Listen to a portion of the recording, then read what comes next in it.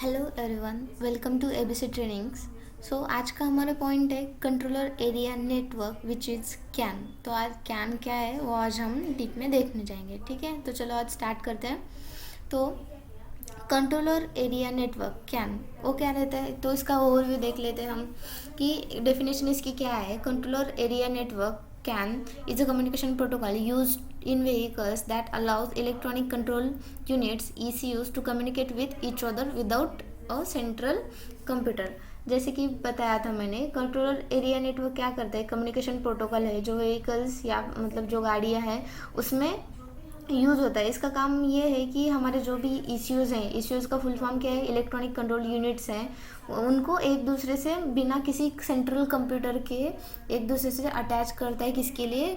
Data को transfer या share कराने के लिए।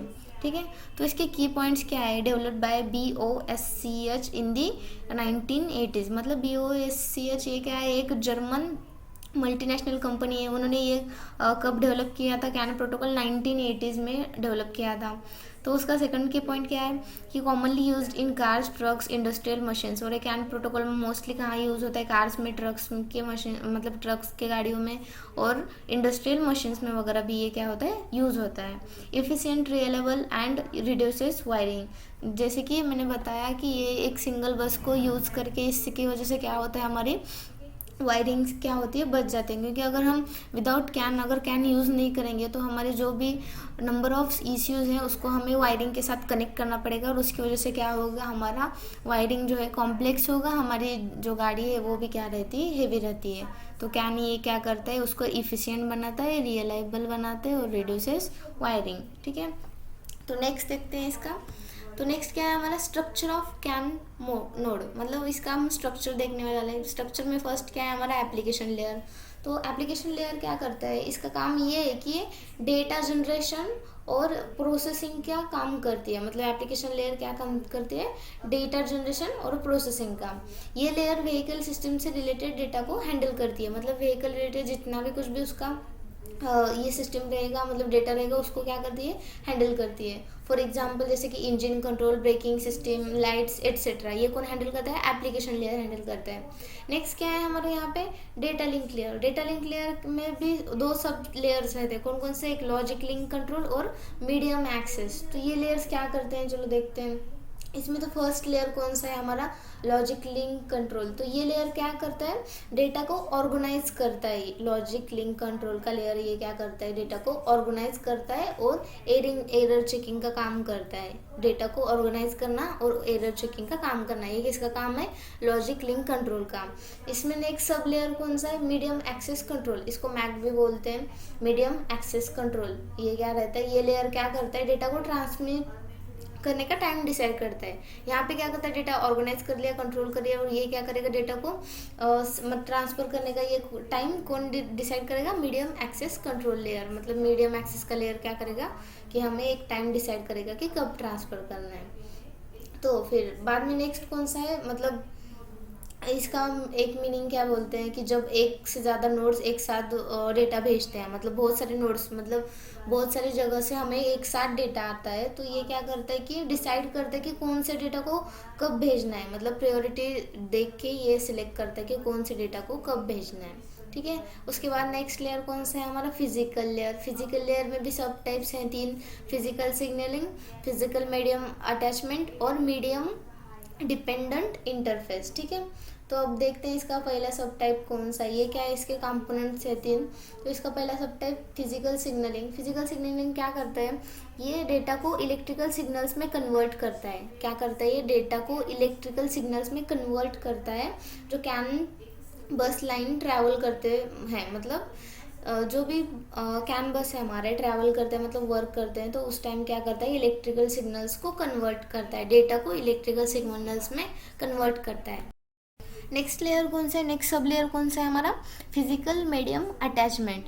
तो ये लेयर क्या करता है, ये लेयर जो मतलब ये कंपोनेंट कैन बस लाइन को फिजिकल लेवल पर कनेक्ट करता है। ये क्या करता है, कैन बस लाइन को फिजिकल लेवल पे कनेक्ट करता है। जैसे कि नाम में फिजिकल मीडियम अटैचमेंट, ये कैन बस को फिजिकल लेवल में क्या करता है, अटैच करता है या कनेक्ट करता है। मतलब ये केबल्स और कनेक्टर्स का यूज़ करता है जो कम्युनिकेशंस के लिए इसेंशियल होते हैं। ये क्या करता है, केबल्स और कनेक्टर्स यूज़ करके ये फिजिकली कनेक्ट करता है। उसके में सब टाइप दूसरा कौन सा है हमारा, मीडियम डिपेंडेंट इंटरफेस। अब ये क्या करता है हमारा,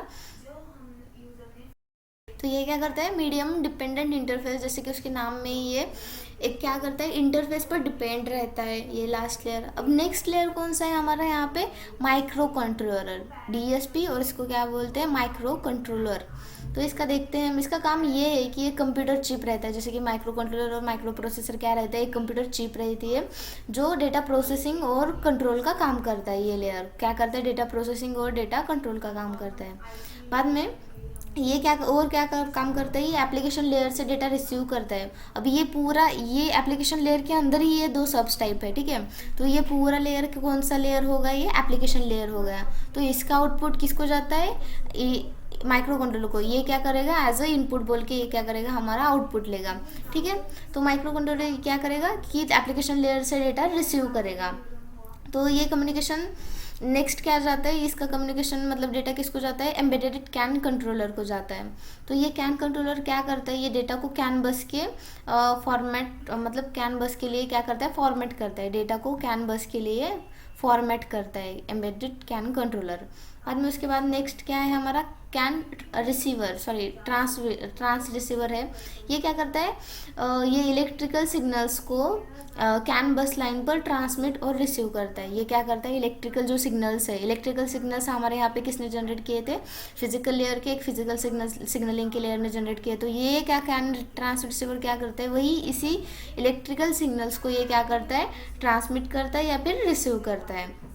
तो उसके बाद नेक्स्ट कौन सा हमारा जो आखिरी लेयर है वो है कैन बस लाइन। हमारी कौन सी लाइन रह गई, अब कैन बस रह गए। वो क्या काम करता है, ये कॉमन कम्युनिकेशन लाइन है। ये क्या है, कॉमन कम्युनिकेशन लाइन है जहाँ सारे नोड्स, मतलब जितने भी कैन नोड्स हैं वो अपना डेटा क्या करते हैं, एक्सचेंज करते हैं। कहाँ पे, यहाँ पे कैन बस लाइन पे। ये क्या करता है, एक कॉमन कम्युनिकेशन पॉइंट है जहाँ पर सारे कैन नोड्स अपना डेटा जो है वो क्या करते हैं, एक्सचेंज करते हैं। मतलब मल्टीपल ईसीयू को एक ही बस पे डेटा सेंड और रिसीव करते हैं, ठीक है। मल्टीपल ईसीयूज को एक ही बस पे डेटा सेंड या रिसीव करते हैं। नेक्स्ट पॉइंट क्या है, नेक्स्ट पॉइंट है हमारा कैन प्रोटोकॉल लेयर्स। जैसे कि मैंने बताया कि कैन प्रोटोकॉल लेयर्स, उसकी समरी क्या है कि मतलब एक कैन नोड में application layer, data link layer, physical layer और माइक्रो कंट्रोलर, कैन कंट्रोलर, और कितना और कौन सा देखा हमने, कैन ट्रांस रिसीवर और कैन बस लाइन देखा। तो ये सारे कंपोनेंट्स मिलके डेटा को इफिशिएंटली एक्सचेंज करते हैं बिना किसी सेंट्रल कंप्यूटर के। और ये सिस्टम क्या रहती है, एरर फ्री रहती है और रिलायबल रहती है, ठीक है। तो आते हैं हम फिर से वापस कैन प्रोटोकॉल लेयर्स पे। तो कैन प्रोटोकॉल्स लेयर यहाँ पे जैसे कि हमने जब भी एक्सप्लेन किया, फिजिकल लेयर क्या है, डेटा लिंक लेयर क्या है। तो इन शॉर्ट देखते हैं उसको। Can follows a simplified layer structure based on OSI model, ठीक है। तो फिजिकल लेयर क्या है, physical layer define voltage levels, cables and connectors, twisted pairs. तो फिजिकल लेयर का काम ये है कि वोल्टेज लेवल, केबल्स और कनेक्टर्स को डिफाइन करता है। कौन करता है, ये फिजिकल लेयर करता है। जैसे कि हमने देखा इलेक्ट्रिकल सिग्नल्स वगैरह वहाँ से ट्रांसमिट होते हैं। तो फिर फिजिकल लेयर क्या करता है, वोल्टेज लेवल्स और केबल कनेक्टर्स को क्या करता है, डिफाइन करता है। For example twisted pair wires का यूज किया जाता है यहाँ पे। ट्विस्टेड पेयर वायर्स मतलब जो वायर, 2 वायर्स एकदम क्या करते हैं, वो ट्विस्ट रहती हैं, वो उसको क्या बोलते हैं, ट्विस्टेड वायर्स बोलते हैं। नेक्स्ट क्या है हमारा, डेटा लिंक लेयर। ये क्या काम करता है, ये लेयर डेटा फ्रेमिंग, एर्बिट्रेशन, और दूसरा क्या है, एर्बिट्रेशन और एरर डिटेक्शन एंड एक्नॉलेजमेंट के लिए रिस्पॉन्सिबल होता है। कौन सा डेटा लिंक लेयर। ये क्या रहता है, जहाँ यहाँ पे दिखाया है, रिस्पॉन्सिबल फॉर फ्रेमिंग, आर्बिट्रेशन और एरर डिटेक्शन एंड एक्नॉलेजमेंट। तो ठीक है, तो इसमें और क्या होता है, फ्रेमिंग भी होता है डेटा लिंक लेयर में। फ्रेमिंग मतलब क्या है, डेटा को पैकेट्स में भेजना, डेटा को पैकेट्स में डिवाइड करना और उसे प्रॉपरली स्ट्रक्चर करना। ये काम कौन करता है, फ्रेमिंग करता है। फ्रेमिंग का मतलब क्या है, डेटा को पैकेट्स में डिवाइड करना और उसे प्रॉपरली स्ट्रक्चर करना। बाद में आर्बिट्रेशन क्या रहता है, अगर मुझे मल्टीपल नोड्स को डेटा भेजना है, मतलब जो भी मेरे मल्टीपल नोड्स है उसको मुझे क्या करना है, डेटा भेजना है। तो ये लेयर डिसाइड करती है कि कौन सा पहला डेटा भेजेगा, मतलब कौन पहले डेटा भेजेगा। अगर मुझे मल्टीपल लेयर्स को डेटा भेजना है तो ये लेयर डिसाइड करेगा, आर्बिट्रेशन का मतलब बता रही हूँ मैं, कि वो डिसाइड करेगा कि किसको पहले डेटा भेजना है हमें, ठीक है। नेक्स्ट क्या है इसका, यहाँ पे एरर डिटेक्शन। एरर डिटेक्शन क्या रहता है, ये इंश्योर करता है कि डेटा ट्रांसमिशन में कोई भी एरर ना हो। जब भी हम कोई डेटा ट्रांसफर करें तो उसमें कोई भी एरर ना हो, जो भी हम डेटा ट्रांसफर करें वो एरर फ्री हो। उसका नेक्स्ट क्या, एक्नॉलेजमेंट क्या रहता है, तो जब डेटा सक्सेसफुली रिसीव हो जाता है तो एक्नॉलेजमेंट भेजना, मतलब डेटा रिसीव्ड सक्सेसफुली, ऐसा ऐसा कोई भी एक्नॉलेजमेंट भेजना या मैसेज भेजना, ये किसका काम है, एक्नॉलेजमेंट का काम है ये। और ये सब कहाँ होता है, हमारा डेटा लिंक लेयर में होता है। और लास्ट लेयर कौन सा है हमारे यहाँ पे, application layer. In higher protocols like CAN, open और J1939, ये क्या है देखते हैं हम, defines how application level data structured and interpreted. जो एप्लीकेशन लेयर है हमारा, ये लेयर क्या करता है, लेवल डेटा को स्ट्रक्चर करता है और इंटरप्रेट करता है। कौन करता है, ये एप्लीकेशन लेयर करता है, ये डेटा को स्ट्रक्चर करता है और इंटरप्रेट करता है। ये लेयर हायर प्रोटोकॉल जैसे कि कैन, ओपन और J1939 में स्पेसिफिक होती है, मतलब ये भी क्या है, एक प्रोटोकॉल्स हैं जो ऊपर के दिए हैं, कैन, ओपन और J1931, ये भी क्या है, एक स्पेसिफिक हायर प्रोटोकॉल्स हैं।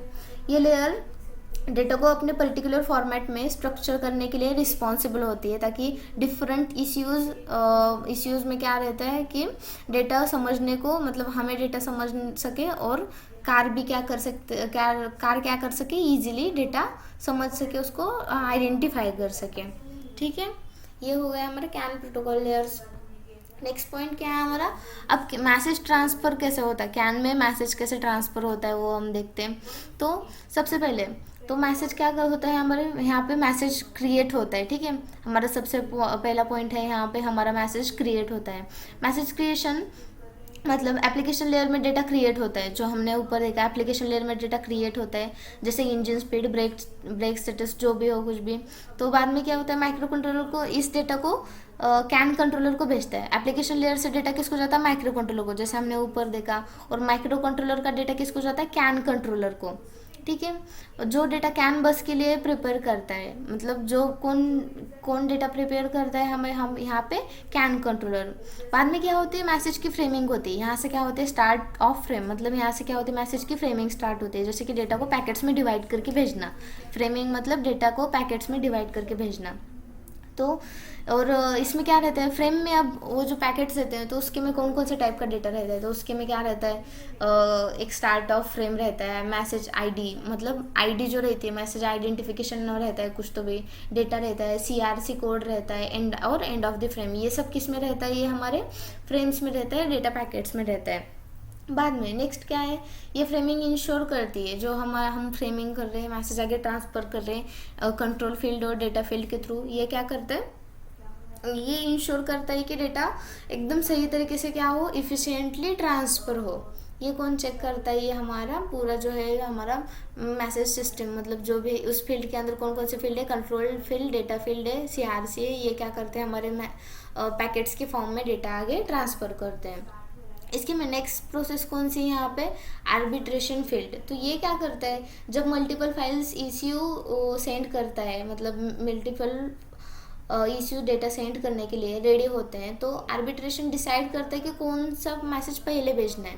मतलब ये फील्ड क्या करती है, अगर हमारे नंबर ऑफ बिट्स हमें यहाँ पे मिल रहे हैं, मतलब नंबर ऑफ मैसेज हमें यहाँ पे मिल रहे हैं, तो ये आर्बिट्रेशन फील्ड क्या करती है, तो ये क्या करती है कि कौन सा प्रायोरिटी देखिए क्या करती है, मैसेज जिस मैसेज को ज़्यादा प्रायोरिटी इंपॉर्टेंट है वो मैसेज आगे सेंड करती है। और प्रायोरिटी के अकॉर्डिंग ये क्या करता है, लोवेस्ट आइडेंटिफायर वाला मैसेज पहले भेजना होता है। लोवेस्ट आइडेंटिफायर वाला मैसेज पहले भेजना होता है, उसका मतलब क्या रहता है कि उस मैसेज को ज़्यादा हाई प्रायोरिटी है। अगर एक ECU मैसेज भेज रहा है और दूसरा ECU भेजने की कोशिश कर रहा है, तो आर्बिट्रेशन प्रोसेस के थ्रू वो डिसाइड होता है कि कौन सा मैसेज पहले जाएगा, ठीक है। तो बाद में क्या रहते हैं यहाँ पे, ये कंट्रोल फील्ड और डेटा फील्ड्स के थ्रू ये मैसेज जाते हैं हमारे कौन से, CRC, एरर चेकिंग। यहाँ पर क्या होता है, एरर चेकिंग होता है। तो एरर चेकिंग में क्या होता है, डेटा लिंक लेयर में एरर चेकिंग होती है। यहाँ पे क्या रहेगा, हमारा डेटा लिंक लेयर रहेगा। यहाँ पे क्या होगा, हमारा एरर चेकिंग हुआ, जैसे CRC है यहाँ पे, टू इंश्योर मतलब इंश्योर करने के लिए कि डेटा ट्रांसफ़र मतलब डेटा जो भी हम मैसेज ट्रांसफ़र करें कि उसके में कोई कुछ भी क्या हो, एरर ना हो, एरर फ्री डेटा रहे। ठीक है। लास्ट में कौन सी फील्ड बची है हमारी, एक्नॉलेजमेंट फील्ड। अब ये फील्ड क्या करती है, मैसेज एक्नॉलेजमेंट का काम करती है। जब डेटा सक्सेसफुली रिसीव होता है तो ये क्या करती है, रिसीविंग नोड को एक्नॉलेजमेंट डेटा फील करते हैं, मतलब डेटा हमें सक्सेसफुली रिसीव हुआ है, ये क्या करती है, उसका अलर्ट भेज देती है या हमें फिर मैसेज भेज देती है। और फिर बाद में क्या है हमारा, डेटा ट्रांसमिशन। ये क्या होगा बाद में, एक्नॉलेजमेंट के बाद क्या होगा, हमारा डेटा ट्रांसमिशन होगा। तो जब आर्बिट्रेशन क्लियर हो जाता है और एरर्स डिटेक्ट नहीं होते तो डेटा कैन बस लाइन पे ट्रांसफ़र हो जाता है। मगर मतलब इसका मतलब कि हमारे मैसेज में कुछ भी एरर्स नहीं है, या फिर हमारे जो भी डेटा है वो इफ़िशिएंट है और ट्रांसफ़र करने के लिए रेडी है, तो वो क्या करता है कि डेटा आगे ट्रांसफ़र करते हैं। मल्टीपल इश्यू क्या है, अब यहाँ पर मल्टीपल इश्यूज़ को डेटा रिसीव करते हैं और अपने रिस्पेक्टिव फंक्शंस को परफॉर्म करते हैं। एंड में क्या होता है कि वो जो है एंड में जो हमारे इश्यू है पूरा जो एक स्टार्ट से लेकर एंड तक जितना भी मैसेज है वो उस मैसेज के अकॉर्डिंग वो क्या करते हैं, परफॉर्म करते हैं। इन शॉर्ट इसकी समरी देखी जाए तो ये ऐसे है कि पहले क्या होता है, मैसेज क्रिएशन होता है, मतलब ये क्या करता है, डेटा क्रिएट करता है। बाद में क्या होता है, मैसेज का फ्रेमिंग होता है, मतलब ये क्या करता है, डेटा को फ्रेम किया जाता है। यानी डेटा को पैकेट्स में डिवाइड करके सेंड करते हैं। बाद में उसका नेक्स्ट क्या है, आर्बिट्रेशन फील्ड क्या करते हैं, ये डिसाइड होता है कि यहाँ पे कौन पहले मैसेज भेजेगा। अगर 2 मैसेज एट अ टाइम आ रहे हैं तो वो डिसाइड करते कि हाई प्रायोरिटी वाला मैसेज कौन सा है, तो वो क्या करेगा, उसी डेटा को आगे ट्रांसफ़र करेगा। बाद में क्या होता है कि एरर चेकिंग होता है, डेटा की एक्यूरेसी चेक की जाती है। बाद में क्या होता है, एक्नॉलेजमेंट होता है कि अभी कुछ भी एरर नहीं है, डेटा सक्सेसफुली रिसीव होगा, ये एक्नॉलेजमेंट मिल जाता है। और एंड में क्या होता है, डेटा ट्रांसमिशन हो जाता है, मतलब डेटा कैन बस के थ्रू ट्रांसफ़र हो जाता है। ठीक है, ये रहा हमारा मैसेज ट्रांसफ़र इन कैन। तो नेक्स्ट पॉइंट कौन सा है, अभी आर्बिट्रेशन हमने देखा है। तो क्या है arbitration, what is arbitration, when 2 और more nodes try to send a message at the time arbitration decides who wins and मतलब ये क्या करता है कि अगर 2 नोड्स एक साथ मैसेज भेज रहे हैं तो ये क्या करता है कि ज़्यादा मतलब कौन से नोड को पहले भेजना है ये कौन डिसाइड करता है, कि ये फील्ड ये डिसाइड करता है। आर्बिट्रेशन मैसेज आईडी के बेसिस पर होता है, जिसमें लोअर आईडी और लोअर आईडी को क्या कर दी जाती है, हायर प्रायोरिटी दी जाती है। ठीक है, तो ये कैसे वर्क करता है देखते हैं। Based on message ID lower ID is equals to higher priority. अभी जैसे मैंने बताया कि बेस्ड ऑन मैसेज ये देख के क्या बताता है, अगर लोअर आईडी रही तो उसको क्या रहती है, हाई प्रायोरिटी रहती है। और नेक्स्ट क्या है यहाँ पे, uses bit wise arbitration, dominance bit 0 override receives the bits 1। तो यहाँ पर क्या रहता है, अभी देखते हैं यहाँ पे लोअर आईडी का मतलब क्या रहता है कि हायर प्रायोरिटी, और हायर आईडी का मतलब रहता है लोअर प्रायोरिटी। ये तो वहाँ पर ऊपर क्लियर हुआ। अब नीचे क्या है यहाँ पे, सपोज हमारे यहाँ पे क्या है, तो यहाँ पे क्या होता है, CAN arbitration bit wise arbitration का यूज करता है, मतलब डोमिनेंट बीट 0 रेसेसिव बीट 1 को ओवरराइड करती है। डोमिनेंट बीट 0 की वैल्यू हायर प्रायोरिटी रहती है और रेसेसिव बीट 1 की वैल्यू लोअर प्रायोरिटी रहती है। और node with highest priority wins, जो भी क्या रहता है, कौन सा नोड जिसको हाईएस्ट प्रायोरिटी रहती है वो क्या होती है, विन होती है, मतलब उसका डेटा आगे ट्रांसफर रहता है। और others wait and write again later, और जो भी नेक्स्ट जो बाकी रहे वो क्या करता है, वेट करता है और बाद में क्या करता है, अगेन ट्राई करता है। जब एक नोड मैसेज भेज रहा था, मतलब सपोज फिर से बताती हूँ, एक नोड क्या कर रहा है, मैसेज भेज रहा है और दूसरे नोड को उसके लोवेस्ट आईडी की वजह से, बेसिस की वजह से सिग्नल मिलता है, तो वो क्या करता है, जो पहला वाला प्रीवियस है वो क्या करता है, वेट करता है।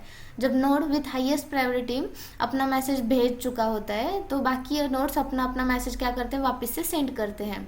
तो इन शॉर्ट आर्बिट्रेशन क्या है यहाँ पे, तो ये डिसाइड करते हैं कि कौन सा मैसेज आगे सेंड करना है। तो मल्टीपल नोड्स जब multiple nodes at a time data transfer करने के लिए अटेम्प्ट करते हैं। ठीक है, और ये हाईएस्ट प्रायोरिटी के मैसेज डिसाइड करके उसको आगे सेंड करता है। ये हुआ हमारा arbitration in can. Next point देखते हैं, नेक्स्ट पॉइंट क्या है हमारा, सीआरसी चेकिंग इन कैन। अब सीआरसी चेकिंग कैसे रहती है कैन में, मतलब हमारी सीआरसी चेकिंग क्या रहता है, हमारा कोड एरर डिटेक्शन टेक्निक है। ये एक सीआरसी क्या है, एक एरर डिटेक्शन टेक्निक है जो डेटा ट्रांसमिशन के दौरान डेटा एरर्स को डिटेक्ट करने के लिए यूज होती है। किस लिए यूज होती है, डेटा एरर को डिटेक्ट करने के लिए यूज होती है। सीआरसी का बेसिक आइडिया ये है कि डेटा को मैथमेटिकली फॉर्मूला में, मतलब जो भी पॉलिनॉमियल हमारा डिवीजन रहता है कि उसके थ्रू क्या करता है, ये चेक किया जाता है कि उसमें एरर्स है या नहीं। तो अब ये कैसे वर्क करता है देखते हैं, एक मिनट। हाँ, तो ये कैसे वर्क करता है, how CRC works in can. मतलब डेटा फ्रेम क्रिएशन, फर्स्ट क्या होता है कि हमारा, जैसे हमने देखा कि डेटा क्रिएट होता है, बाद में वो आगे सेंड होता है आर्बिट्रेशन फील्ड के थ्रू सीआरसी के पॉइंट तक। तो हमें सीआरसी का पॉइंट देखना है कि सीआरसी में एरर डिटेक्शन कैसा होता है। डेटा फ्रेम जब क्रिएट होता है, जब आगे कंट्रोलर के थ्रू आगे जाता है, तो फिर क्या होता है कि भेजने वाले क्या करते हैं, उसको डेटा फ्रेम में सीआरसी की वैल्यू ऐड की जाती है। जब भी क्या होता है, डेटा अगर आगे सीआरसी तक चला जाए तो क्या करता है, सीआरसी में एक डेटा फ्रेम में सीआरसी की वैल्यू ऐड हो जाती है।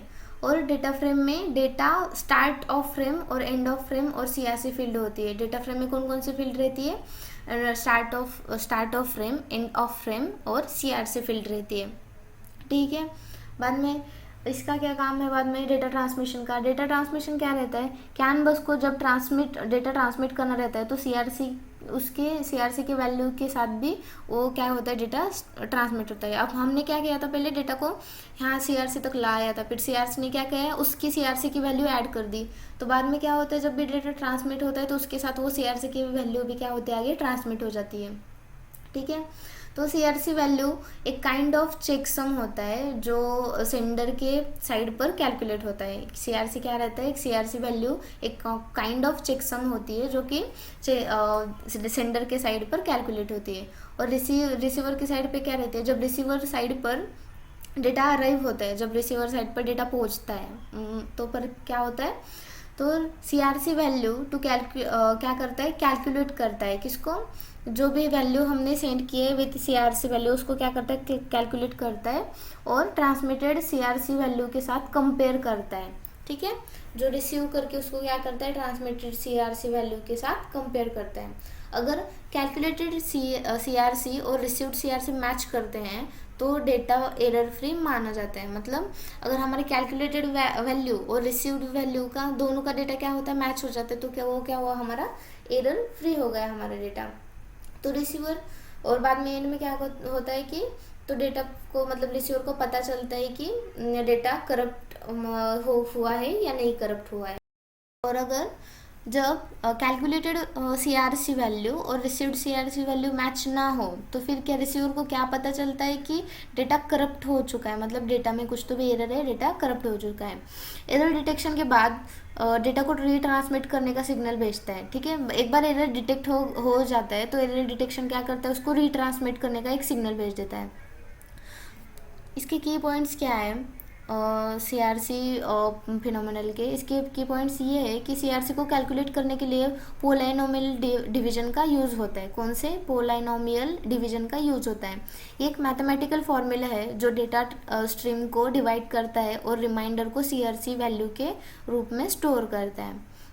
अब इसमें एरर डिटेक्शन क्या रहता है, एरर डिटेक्शन देखते हैं हम। एरर डिटेक्शन में क्या रहता है कि जो भी हमारे सीआरसी के सिंगल बीट एरर्स है या फिर मल्टीपल बीट एरर्स है या फिर बर्स्ट एरर्स को भी क्या करता है, वो डिटेक्ट करने में मदद करता है। ठीक है, इसकी इफिशियंसी लेवल क्या है, सीआरसी का यूज़ हाई स्पीड कम्युनिकेशन में भी इफिशियंटली होता है जहाँ डेटा की इंटीग्रिटी की ज़रूरत होती है।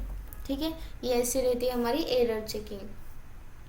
अब नेक्स्ट पॉइंट कौन सा है, नेक्स्ट पॉइंट है हमारा एरर डिटेक्शन। एरर डिटेक्शन क्या रहता है, अब एरर डिटेक्शन जैसे कि हमने बताया कि उसके भी को 5 टाइप्स हैं, bit error, stuff error, CRC error, form error और एक्नॉलेजमेंट में एरर। ठीक है, बीट एरर क्या है, यहाँ पे transmitted bit differs from the bus state. तो इसमें क्या रहता है, जब ट्रांसमिटेड बीट बस स्टेट के साथ मैच नहीं करती तब बीट एरर होता है। ठीक है, जैसे कि मैंने बताया कि अगर दोनों मैच नहीं होते, ट्रांसमिटेड बीट बस स्टेट मैच नहीं होती है तो बीट एरर होता है। फॉर एग्जांपल अगर नोड 1 को भेजना था लेकिन सिग्नल 0 ट्रांसमिट हो गया, मतलब नोड को एक 1 नंबर का सिग्नल भेजना था लेकिन ट्रांसमिट क्या हो गया, 0 हो गया, तो क्या होता है फिर हमारा रिसीव डेटा अलग और कैलकुलेटेड डेटा अलग हो जाने की वजह से हमें क्या मिलता है, बीट एरर मिलता है। ठीक है, नेक्स्ट कौन सा है हमारा, स्टफ एरर। स्टफ एरर की डेफिनेशन क्या है, too many identical bits in a row, मतलब violation of bit stuffing rule. तो इसके में क्या रहता है, जब बिट स्टफिंग रूल वायोलेट हो जाता है मतलब तो स्टफ एरर जनरेट होता है। इसका मतलब क्या रहता है, कैन बस में मैक्सिमम 5 कॉन्सेक्टिव आइडेंटिकल बिट्स अलाउड है। ठीक है, कितने, maximum 5 bits identical bits allowed है। अगर 6 या उससे ज़्यादा आइडेंटिकल बिट्स आ जाते हैं, 6 या उससे ज़्यादा आइडेंटिकल बिट्स आ जाते हैं तो स्टफ एरर डिटेक्ट करता है। अगर ज़्यादा जितना अलाउ है उससे ज़्यादा भी अगर एरर मतलब सेम मैसेज या बिट्स हमें रिसीव हो रहे तो वो क्या करता है, उसको डिटेक्ट कर देता है। यह कौन करता है, स्टफ एरर करता है। फॉर एग्जांपल अगर 6 कंटिन्यूस या फिर एक या उससे 0 में है तो फिर स्टफ एरर क्या रहता है कि अगर 6 आ गए ना, मैक्सिमम तो 5 अलाउड है, हमें मिल रहा है कितना 6 मिल रहा है, तो ऑटोमेटिकली स्टफ बिट क्या करता है, जब अपोजिट बिट को इंसर्ट करने का प्रोसेस क्या करता है, फॉलो करता है। ठीक है, ये कौन करता है, स्टफ एरर करता है। तब हमें कौन सा एरर प्रोवाइड होता है, स्टफ एरर। और बाद में नेक्स्ट एरर कौन सा है, सीआरसी एरर। ये क्या रहता है, जब साइक्लिक रिडंडेंसी कोड, सीआरसी का फुल फॉर्म क्या है, साइक्लिक रिडंडेंसी कोड फेल हो जाता है तब सीआरसी एरर आता है। ठीक है, नेक्स्ट कौन सा, मतलब इसका कॉज क्या है, डेटा ट्रांसमिशन के दौरान अगर किसी भी बीट में एरर आता है तो सीआरसी चेक मैच नहीं करता तो एरर डिटेक्ट होता है। जैसे कि बताया, अगर कोई कुछ भी एरर आया तो वो क्या रहेगा, कैलकुलेटेड सीआरसी और रिसीव्ड से ऐसे अलग अलग रहेगी तो डेटा मैच नहीं होगा, तो ये फिर कौन सा एरर देगा हमें, सीआरसी एरर देगा। इसका इफेक्ट क्या रहता है, अगर सीआरसी मैच नहीं करता तो रिसीवर डेटा को रिजेक्ट कर देता है और सेंडर को रीट्रांसमिशन की एक रिक्वेस्ट भेज देता है। क्या करता है, अगर डेटा मैच नहीं हो रहा है तो ये क्या कर देता है, उसको एक एक्नॉलेजमेंट भेज देता है कि डेटा रिजेक्ट करके कि ये फिर से रिक्वेस्ट मतलब रीट्रांसमिट कर दो। फोर्थ क्या है यहाँ पे, फॉर्म एरर। फॉर्म एरर क्या रहता है, अगर कैन फ्रेम का डेटा मतलब कैन फ्रेम का फॉर्मेट इनकरेक्ट होता है तो फॉर्म एरर होता है। मतलब ये किसकी वजह से होता है, फिक्स्ड जो भी हमारे फिक्स फील्ड रहते हैं जैसे कि start of frame, data field या चेकसम फील्ड का फॉर्मेट अगर गलत हो तो ये एरर डिटेक्ट करता है। कौन सा एरर डिटेक्ट करता है, फॉर्म एरर। फॉर एग्जांपल अगर डेटा फील्ड में एक्स्ट्रा बिट्स है, एक्स्ट्रा बिट्स या फिर रॉन्ग सीक्वेंस हो तो फॉर्म एरर होता है। कब होता है ये, जब डेटा फील्ड में एक्स्ट्रा बिट्स हो या फिर उसका सीक्वेंस रॉन्ग हो तो कौन सा एरर मिलता है हमें, फॉर्म एरर मिलता है। अब एक्नॉलेजमेंट एरर क्या रहता है, जब मैसेज सेंड करने पर एक्नॉलेजमेंट ACK नहीं मिलता तब एक्नॉलेजमेंट एरर होता है। मतलब मैसेज आपको रिसीव हो चुका है, रिसीवर की साइड को मैसेज रिसीव हो चुका है बट फिर भी कुछ भी मैसेज सक्सेसफुली रिसीव बोल का अगर उसको कुछ मैसेज ना जाए तो फिर वो कौन सा हमें एरर दिखाता है, एक्नॉलेजमेंट एरर दिखाता है। कॉज कब होता है ये, कि अगर रिसीवर नोड मैसेज को करेक्टली रिसीव नहीं करता या फिर अगर रिसीवर एक्नॉलेजमेंट सिग्नल सेंड नहीं करता तो एक्नॉलेजमेंट एरर होता है। इसका इफेक्ट क्या रहता है, अगर एक्नॉलेजमेंट नहीं आई इसका मतलब ये है कि मैसेज प्रॉपरली रिसीव नहीं हुआ और रिट्रांसमिशन की रिक्वेस्ट भेजी जाती है। ठीक है, ये हुआ हमारा एरर डिटेक्शन। इसकी सिंपली समरी बताई जाए तो बीट एरर क्या करता है, ट्रांसमिटेड बीट बस स्टेट को मैच नहीं करता। मतलब बीट एरर में क्या रहता है कि ट्रांसमिटेड बीट बस स्टेट को बीट बस स्टेट से मैच नहीं करती। स्टफ एरर में क्या रहता है, to many identical beats in a row. मतलब इसके में क्या रहता है कि अगर बहुत सारे आइडेंटिकल रोज अगर आइडेंटिकल बीट्स आ जाएंगे तो वो कौन सा एरर देता है, स्टफ एरर देता है। और सीआरसी क्या करता है, सीआरसी में कौन सा सीआरसी एरर कब आता है, जब सीआरसी चेक फेल होता है। फॉर्म एरर कब आता है, जब incorrect format in fix field, मतलब जो भी हमारे फिक्स फील्ड है उसके में कुछ अगर इनकरेक्ट फॉर्मेट आ जाए तब हमें कौन सा एरर मिलता है, फॉर्म एरर। और लास्ट वन कौन सा, एक्नॉलेजमेंट, जब कोई हमें एक्नॉलेजमेंट रिसीव नहीं करती है तो तभी एरर हमें मिलता है। ठीक है, आज के लिए बस इतना ही, थैंक यू।